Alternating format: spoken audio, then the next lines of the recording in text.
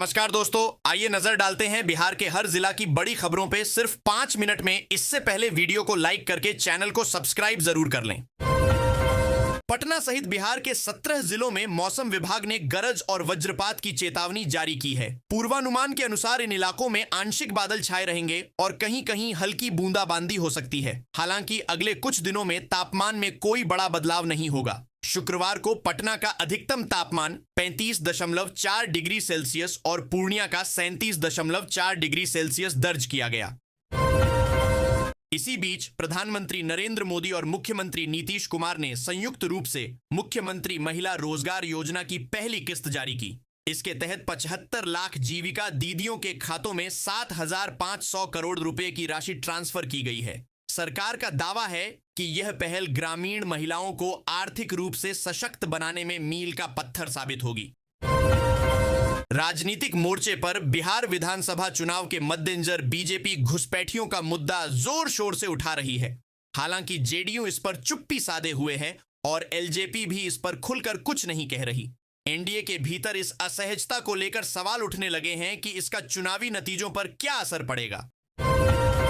केंद्रीय गृह मंत्री अमित शाह सीमांचल और कोसी क्षेत्रों के कार्यकर्ताओं से सीधा संवाद करने अररिया पहुंचे। उनका कार्यक्रम फारबिसगंज हवाई पट्टी पर आयोजित हुआ। खास बात यह है कि इस हवाई पट्टी का निर्माण पंडित जवाहरलाल नेहरू ने चीन युद्ध के समय करवाया था और इसका नेपाल से भी कनेक्शन माना जाता है। इसी दौरान दरभंगा के राघोपुर गांव में मुख्यमंत्री नीतीश कुमार की जनसभा भारी सुरक्षा के बीच आयोजित की गई। लेकिन सभा स्थल पर सक्रिय चोर उचक्कों ने कई महिलाओं के गले से चेन और मंगलसूत्र उड़ा ली। गहनों की चोरी से महिलाएं फूट फूट कर रो पड़ी, जिससे अफरा तफरी का माहौल बन गया। गया जिले में प्रधानमंत्री मोदी ने महिला सशक्तिकरण पर जोर देते हुए गयाजी की नूरजहां नामक महिला से कहा कि सप्ताह में एक दिन निकालकर अपने इलाके की महिलाओं को ट्रेनिंग दें और उन्हें सरकारी योजनाओं की जानकारी पहुंचाएं। भागलपुर के नाथनगर से दिल दहला देने वाली वारदात सामने आई।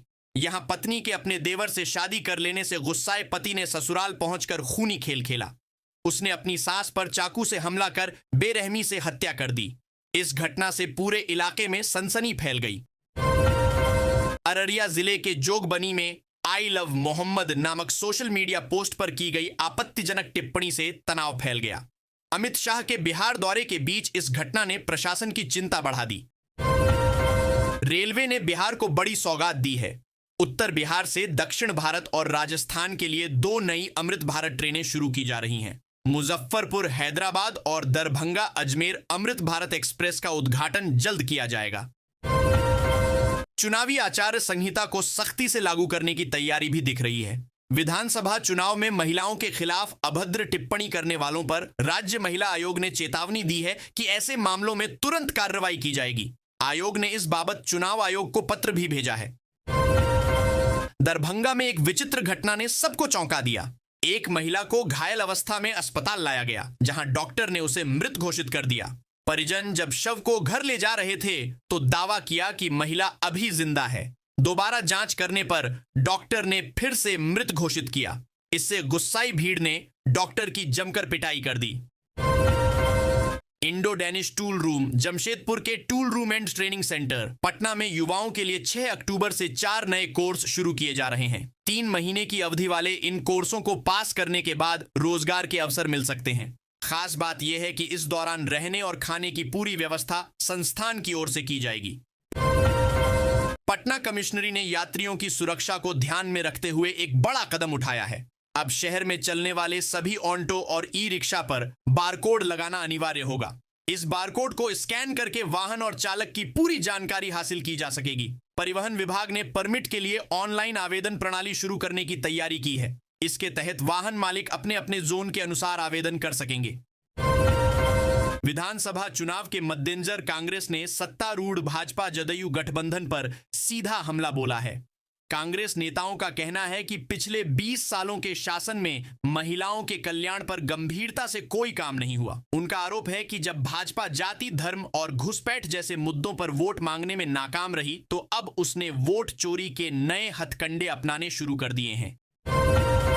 इस बीच मुख्यमंत्री महिला रोजगार योजना के तहत 75 लाख महिलाओं को 10-10 हजार रुपए की पहली किस्त मिल चुकी है। अब 3 अक्टूबर को शेष महिलाओं को भी यह राशि दी जाएगी। केंद्रीय गृह मंत्री अमित शाह ने चुनाव को लेकर भाजपा नेताओं को 50 दिन का टास्क दिया है। उन्होंने निर्देश दिया है कि नेता मठ और मंदिर जाएं, पुजारियों को सम्मानित करें और जीविका दीदियों से संवाद करें। अमित शाह समस्तीपुर के सरायरंजन स्थित इंजीनियरिंग कॉलेज पहुंचे, जहां उन्होंने पार्टी नेताओं और कार्यकर्ताओं के साथ बैठक की। इस बैठक में समस्तीपुर, मधुबनी, झंझारपुर, बेगूसराय और खगड़िया समेत 8 जिलों के नेता कार्यकर्ता शामिल हुए। मुख्यमंत्री नीतीश कुमार शनिवार को कटिहार पहुंचे। इस दौरान उन्होंने 332 करोड़ 53 लाख रुपए की लागत से 238 योजनाओं का शिलान्यास किया। मंच से उन्होंने 20 वर्षों के काम गिनाए और लालू राबड़ी के शासनकाल पर सवाल उठाए। सीएम ने कहा कि उनकी सरकार ने बिहार के बुनियादी ढांचे और विकास की दिशा में ऐतिहासिक कार्य किए हैं। मुंगेर के ब्रिस्तान में बाउंड्री निर्माण के दौरान जमीन विवाद को लेकर 2 पक्ष भिड़ गए। लाठी डंडों और पत्थरबाजी के साथ गोलीबारी भी हुई।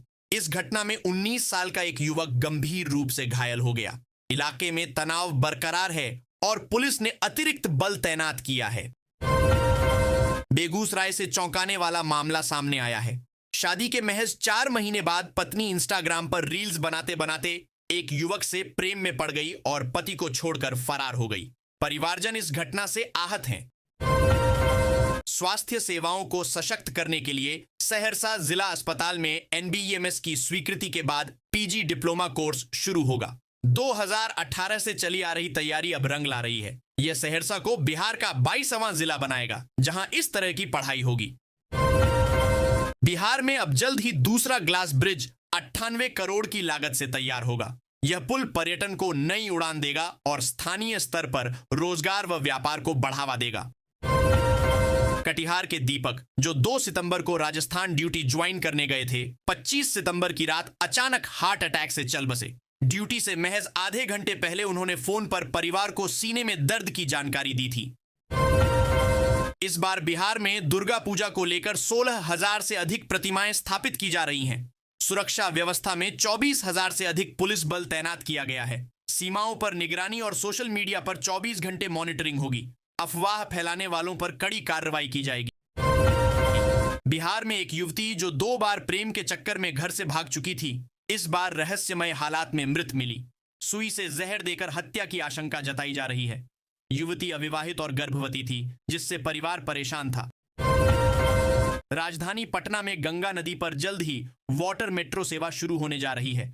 इसके लिए अत्याधुनिक इलेक्ट्रिक जहाज एमवी गोमधर कुंवर पटना पहुंच चुका है। यह दीघा घाट से कंगन घाट के बीच चलेगा और इसमें 50 यात्रियों के बैठने की सुविधा होगी। बिहार की राजनीति में कई बड़े नेताओं ने विधानसभा चुनाव हारने के बाद विधान परिषद के जरिए वापसी की है। इसमें नीतीश कुमार, राबड़ी देवी और अब्दुल बारी सिद्दीकी जैसे नेताओं का नाम शामिल है। बिहार ने आर्द्र भूमि संरक्षण में नई उपलब्धि दर्ज की है। बक्सर का गोकुल जलाशय और पश्चिम चंपारण की उदयपुर झील को रामसर साइट का दर्जा मिल गया है। अब राज्य में ऐसे स्थलों की संख्या बढ़कर 5 हो गई है। उदयपुर झील प्रवासी पक्षियों के ठिकाने के लिए मशहूर है।